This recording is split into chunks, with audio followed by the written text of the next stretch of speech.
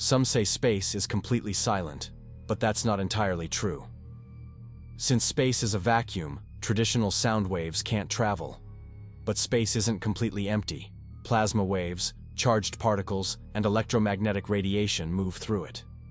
NASA and other space agencies use special instruments to detect these waves.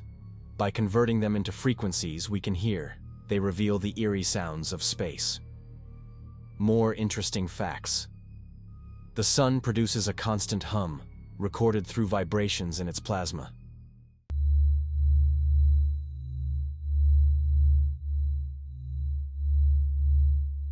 Even the vast emptiness between galaxies isn't truly silent.